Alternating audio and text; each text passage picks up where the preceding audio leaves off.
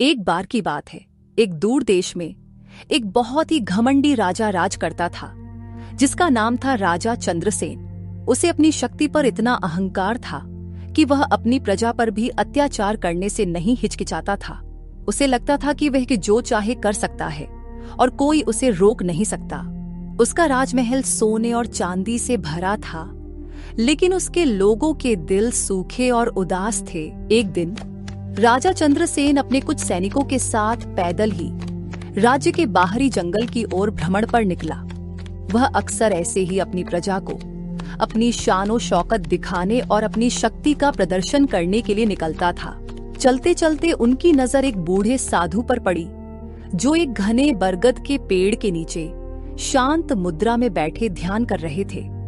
साधु का शरीर दुबला पतला था, लेकिन उनके चेहरे पर एक अद्भुत तेज और शांति थी, जैसे कोई प्राचीन रहस्य उनकी आंखों में छिपा हो। उनके आसपास एक अलौकिक शांति का घेरा था, जिससे लगता था कि समय भी वहां ठहर गया हो। राजा के सैनिकों ने साधु को रास्ता छोड़ने को कहा, लेकिन साधु अपनी धुन में लीन थे और हिले नहीं, जैसे उन्होंने सुना ही न हो। राजा को यह देखकर बहुत क्रोध आया।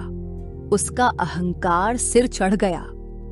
यह कौन मूर्ख है जो राजा के रास्ते में बैठा है? क्या यह अभागा नहीं जानता कि मैं इस राज्य का सम्राट हूं? उसके सैनिकों ने साधु को पकड़ने की कोशिश की, लेकिन जैसे ही उनके हाथ साधु के करीब पहुंचे, एक अजीब सी नीली ऊर्जा ने उन्हें पीछे धकेल दिया। सैनिक लड़खड़ाकर गिर पड़े और डर के मारे एक दूसरे का मुंह देखने लगे। लेकिन राजा का अहंकार और बढ़ गया। तुम नहीं जानते मैं कौन हूं। मैं इस राज्य का राजा हूं और तुम्हें तुरंत यहां से हटना होगा, वरना तुम्हें इसका परिणाम भुगतना होगा। मेरे एक इशारे पर तुम्हारा अस्तित्व मिट सकता है। साधु ने धीरे से अपनी आंखें खोली।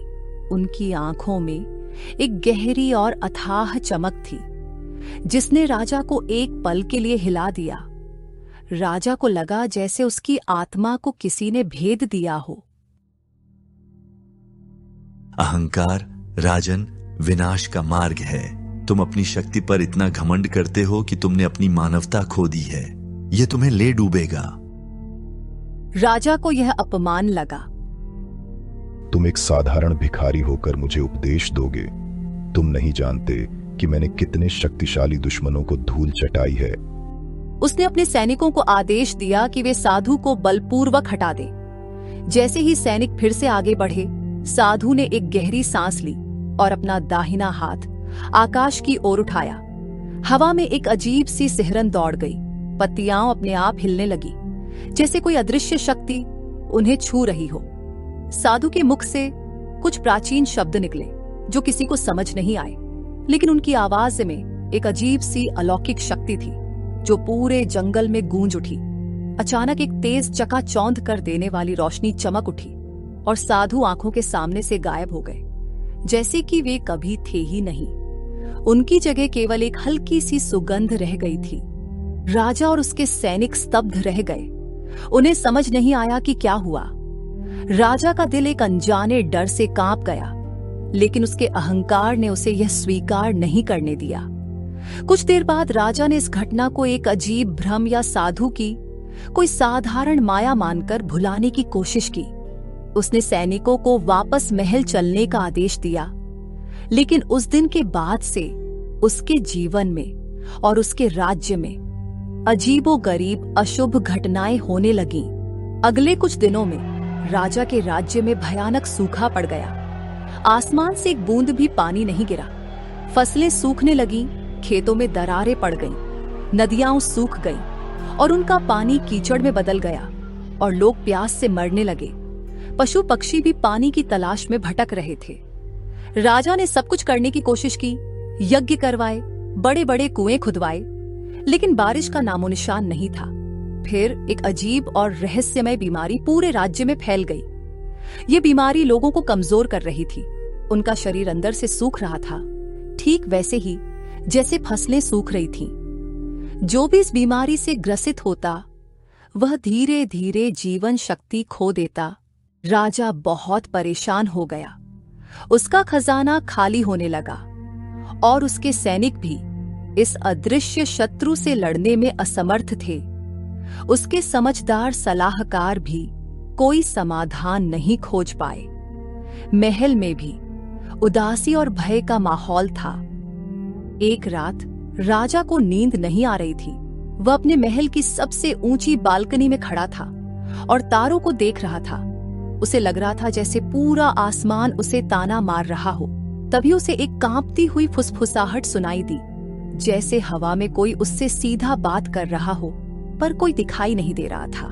रहस्यमय आवाज हवा में, तुम्हारा अहंकार राजन तुम्हारे राज्य को निगल रहा है।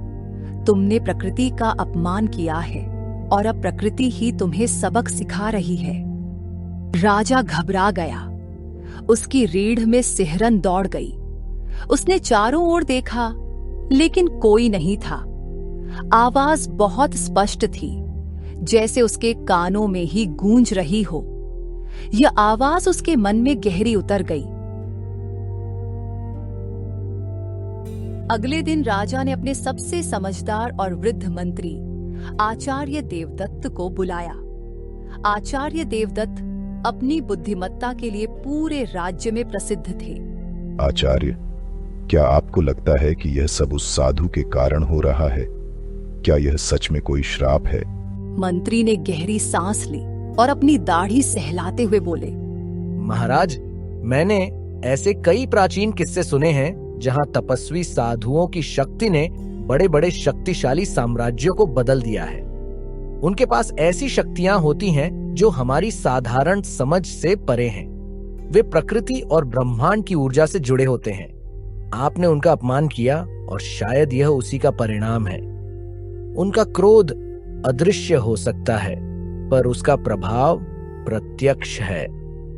राजा को धीरे धीरे अपनी गलती का एहसास होने लगा।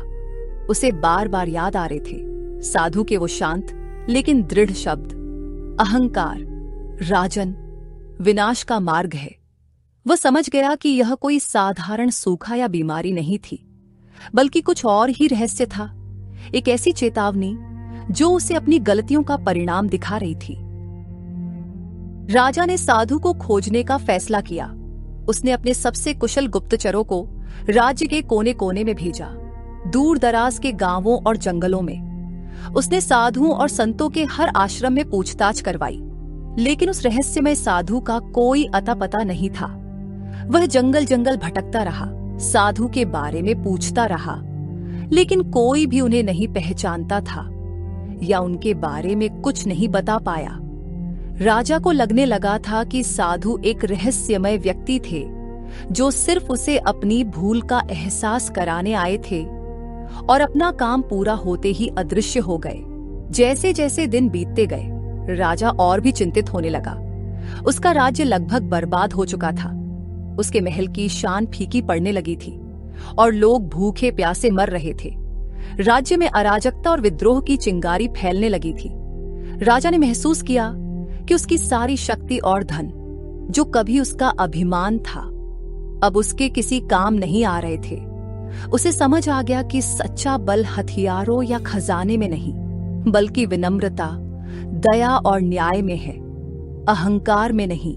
एक दिन जब राजा बहुत निराश था और जंगल में अकेला घूम रहा था, उसे फिर से वही आवाज सुनाई दी, लेकिन इस बार वह आवाज दूर से नहीं, बल्कि उसके अंदर से आ रही थी। रहस्यमय आवाज राजा के अंदर से, जब तुम अपनी गलती स्वीकार करोगे और दूसरों की मदद करोगे, तभी यह रहस्य सुलझेगा। राजा ने अपने घुटनों पर बैठकर पश्चाताप किया। उसने प्रण लिया कि वह अपनी गलतियों को सुधारेगा और एक अच्छा राजा बनेगा। उसी पल एक तेज बारिश होने लगी, जिससे सूखी धरती को जीवन मिला।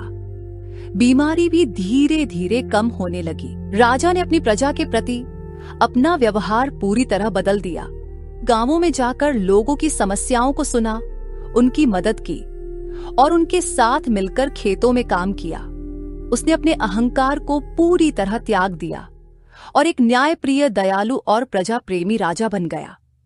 उसके राज्य में फिर से खुशहाली और समृद्धि लौट आई। लोग उसे पहले से कहीं अधिक प्रेम और सम्मान देने लगे। राजा समझ गया था कि साधु का श्राप वास्तव में एक भयानक दंड नहीं था, बल्कि एक गहरा और महत्वपूर्ण सबक था, जिसने उसे अपनी गलतियों का एहसास कराया और उसे एक बेहतर इंसान और एक महान शासक बनाया।